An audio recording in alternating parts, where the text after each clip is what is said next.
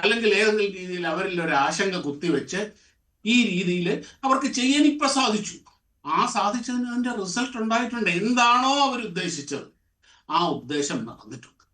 അതിന് ഇവിടുത്തെ വിദ്യ ആഭാസ മന്ത്രി എന്ന് അയാളെ പറയാൻ പറ്റുള്ളൂ.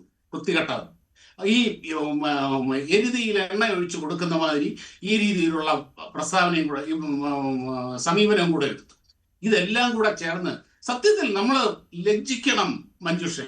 പ്രബുദ്ധ കേരളം എന്ന് പറയുന്നത്, പ്രബുദ്ധ കേരളം എന്ന് നമ്മൾ ഇത്രയധികം വർഗീയ ചേരിതിരിവ്. ഇപ്പൊ രാഹുൽ ഈശ്വർ ഇവിടുത്തെ മഹത്തായ മതേതരത്വ പാരമ്പര്യത്തിനെ പറ്റി പറഞ്ഞു. ഒരു മണ്ണാം കട്ടയുമില്ല, ഒന്നുമില്ല ഇവിടെ ഇത്രയധികം മതവർഗീയ ചേരിതിരിവും ചിന്താഗതികളുമുള്ള ഒരു സംസ്ഥാനം കേരളം പോലെ വേറെ ഇല്ല എന്ന് നമുക്ക് പറയേണ്ടി വരും.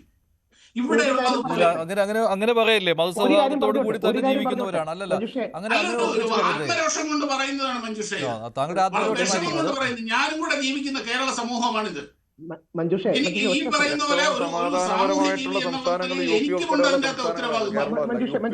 ഒരു വരി പറഞ്ഞോട്ടെ. ഷാബു പ്രസാദ് ആത്മരോഷത്തെ പൂർണ്ണമായി അംഗീകരിച്ചുകൊണ്ടൊരു കാര്യം പറഞ്ഞോട്ടെ. നമ്മുടെ നാട്ടിൽ ഇപ്പോഴും ആരും ആരുടെയും പശുവിന്റെ പേര് തല്ലിക്കൊല്ലാറില്ല. നമ്മുടെ നാട്ടിൽ കന്യാസ്ത്രീമാര് വെളിയിറങ്ങിയ നമ്മൾ പോയി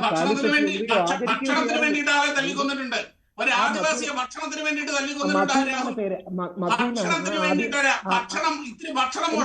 ആദിവാസിയെ തല്ലിക്കൊന്ന നാടായത്. അധ്യാപകന്റെ കയ്യും കാലും വെട്ടിയെരിഞ്ഞ നാടായത്. ഒരു അധ്യാപകന്റെ കയ്യും കാലും വെട്ടിയെരിഞ്ഞ നാടായത്. കൂടുതൽ വർത്തമാനം പറയരുത്.